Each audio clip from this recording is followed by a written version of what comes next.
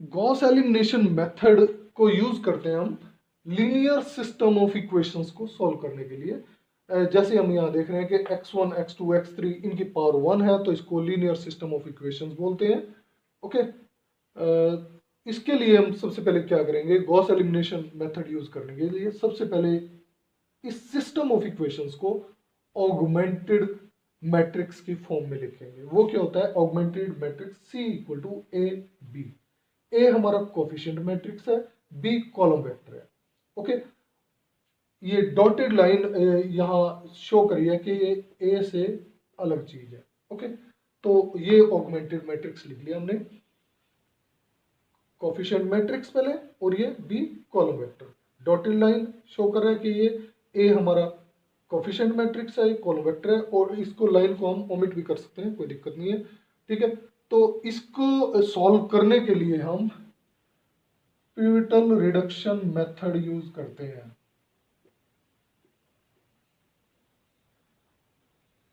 Pivotal reduction method, ठीक है। Pivotal reduction method में क्या करते हैं हम, जो मैट्रिक्स आया उसको रो एक्लेन फॉर्म में करेंगे। इसकी हेल्प से हम, पिवटल रिडक्शन मेथड की हेल्प से हम इसको रो एक्लेन फॉर्म में रिड्यूस करेंगे। ठीक है, रो एक्लेन फॉर्म क्या होती है इसका मैं इस वीडियो में डिस्क्रिप्शन में लिंक दे दूंगा। ठीक है, वहां से आप देख सकते हो। रो एक्लेन फॉर्म में रिड्यूस करेंगे। ओके, तो इसके लिए सबसे पहले क्या करते हैं, सुटेबल रो ऑपरेशन लगा रहे हैं हम इसके ऊपर। सुटेबल रो ऑपरेशन लगाते हैं ताकि ये जो तीन एंट्रीज हैं बिलो दिस पॉइंट, इसको हमने पिवट ले लिया, A11 को पिवट ले लिया। ठीक है, ये हमारे जो रो होगी ये शो करेगी पिवट इक्वेशन को, तो इसको पिवट ले लिया। इसके नीचे जितने भी ये एलिमेंट है, सिर्फ इसके नीचे कह रहा हूं मैं, A21 A31 और A41, इन तीनों को हमने रिड्यूस करना है to zero. Okay, these are reduce to zero. Zero से हम रिड्यूस कर रहे हैं, इसका मतलब क्या है, ये जो x1 आगे हमारे इसके नीचे, ये x1, जितने भी x1 है इसके नीचे, इन सब को हम एलिमिनेट कर रहे हैं, तभी इसका नाम गॉस एलिमिनेशन मेथड है। यहां से हम x1 को एलिमिनेट करेंगे, नेक्स्ट स्टेप में x2 को एलिमिनेट करेंगे। ठीक है, तो यहां से इनको रिड्यूस करना जीरो का मतलब यही है कि हम x1 को यहां से एलिमिनेट कर रहे हैं। तो सुटेबल रो ऑपरेशन लगाएंगे। फर्स्ट रो हमारी एज इट इज रहेगी, A11 A12 A13 और ये B1। ठीक है, सेकंड रो में ये जीरो हो गया, ये जीरो हो गया, सॉरी थर्ड रो में फर्स्ट जीरो, और फोर्थ रो में भी फर्स्ट एंट्री हमने जीरो। अब ये एंट्रीज यहाँ चेंज हो जाएंगी, ये ठीक है, इनकी वैल्यूज चेंज हो जाएगी। तो मैं ये चेंज्ड वैल्यू यहाँ प्राइम से शो कर रहा हूँ, डैश से, A22 डैश A23 डैश और B2 डैश हो जाएगा ये भी, क्योंकि ये वैल्यूज रो ऑपरेशन इनके ऊपर लगे हैं, इन तीनों रोज के, तो ये ऑब्वियस है चेंज होगी। अब ऐसे A32 डैश A33 डैश और ये B3 डैश, ऐसे ही last one A42 dash A43 dash और B4 डैश, ये वैल्यूज यहाँ चेंज होगी। अब इसके बाद हमने क्या करना है, इसमें सबसे पहले हमने ये पिवट माना था, अब ये पिवट मान लो। ठीक है, A22 डैश, यहाँ जो A22 था जो चेंज होके A22 डैश हो गया, उसको हमने पिवट मान लिया।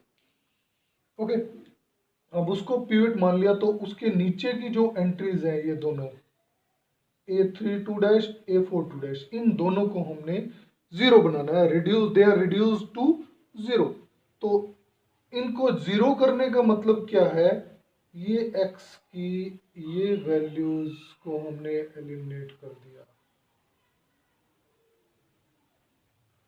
ठीक है, एलिमिनेट कर दिया, गॉस एलिमिनेशन हो गया।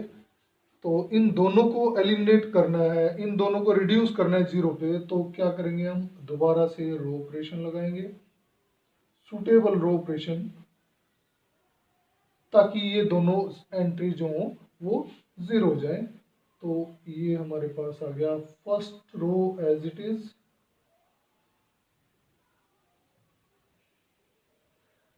सेकेंड रो भी एज इट इज रहेगी जो इसमें थी मैट्रिक्स में, 2 2 dash,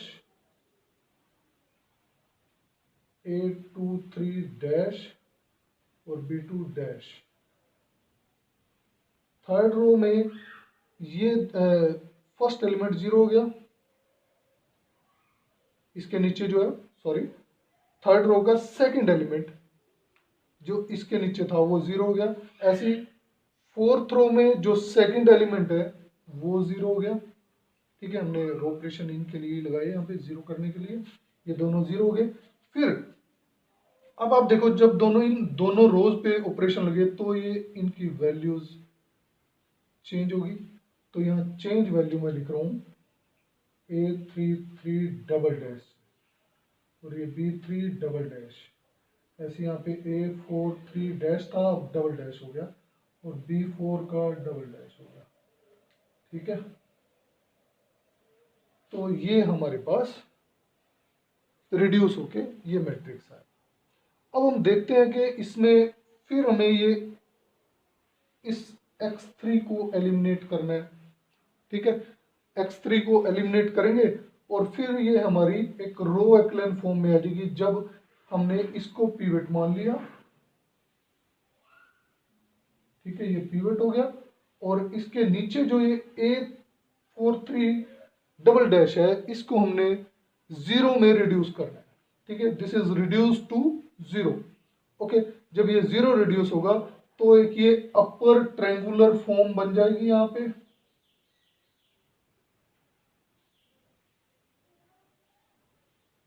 upper triangular form,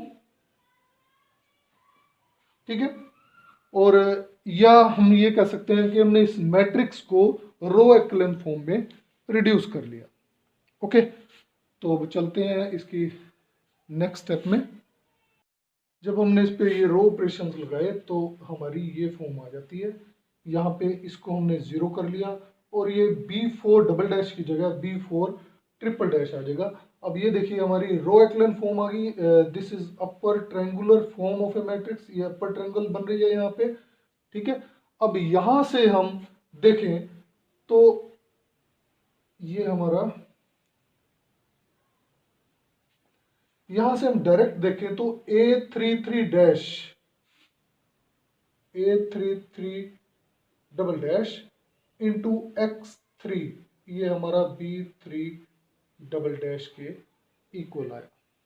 okay, ऐसे ही A22 dash plus A22 dash into x2 plus A23 dash into x3 equal to B2 dash.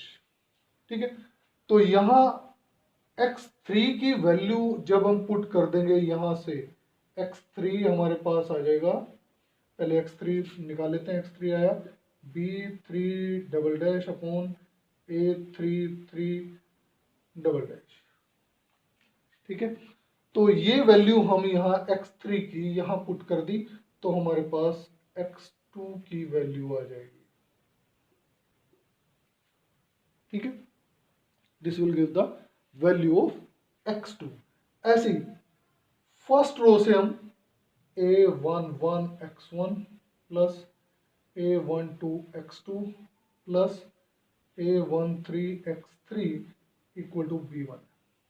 Okay, x3 यहां से पुट कर देंगे हम, x2 यहां से पुट कर देंगे and we can find the value of x1। तो ये हमारा बैक सब्स्टिट्यूशन मेथड है, गॉस एलिमिनेशन मेथड है जिसमें हम बैक सब्स्टिट्यूशन यूज करें।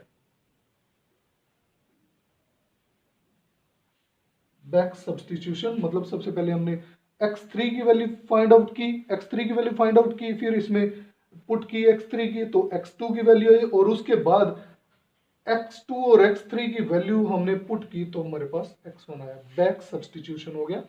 तो ये हमारा गॉस एलिमिनेशन मेथड है।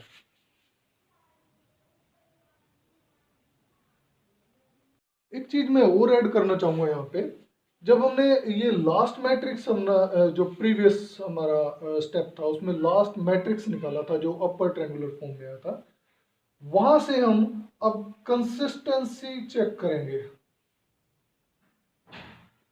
कंसिस्टेंसी ऑफ इक्वेशंस, ठीक है, ax equal to B form थी हमारी ये, इसकी कंसिस्टेंसी चेक करेंगे कि सॉल्यूशन यूनिक है, नो सॉल्यूशन है, या हमारा नंबर ऑफ सॉल्यूशंस है। तो वहां अगर B4 की वैल्यूज, जैसे B4 आपका आया था B4 ट्रिपल डैश, वो अगर 0 है तो हमारा सॉल्यूशन कुछ और होगा, ठीक है। अगर उसकी कुछ वैल्यू होती है तो सॉल्यूशन कुछ और होगा। तो ये सॉल्यूशन की इक्वेशन की कंसिस्टेंसी चेक करनी है हमने, तो उसके लिए केस 1 लेते हैं। सबसे पहले case 1, case 1, if rank A equal to rank C, अगर कोफिशिएंट मैट्रिक्स का rank equal to rank C है, and that is equal to number of unknowns, ठीक है। वो तब होगा अगर ये B4 ट्रिपल डैश जो हमने लास्ट में किया था वो हमारा 0 हो जाए, ठीक है। तो rank A equal to rank C equal to number of unknowns. इस केस में हमारा जो सॉल्यूशन होगा वो यूनिक सॉल्यूशन होता है, यूनिक सॉल्यूशन। जो सिस्टम ऑफ इक्वेशन हमारे पास ax इक्वल टू b थी, उसका सॉल्यूशन जो होगा यूनिक सॉल्यूशन होगा। Case 2, if rank A equal to rank C and less than number of unknowns, rank A equal to rank C and this is less than number of unknowns। इस case में Ax equal to B का जो solution होगा infinite number of solutions, solution जो हमारा होगा infinite number of solutions,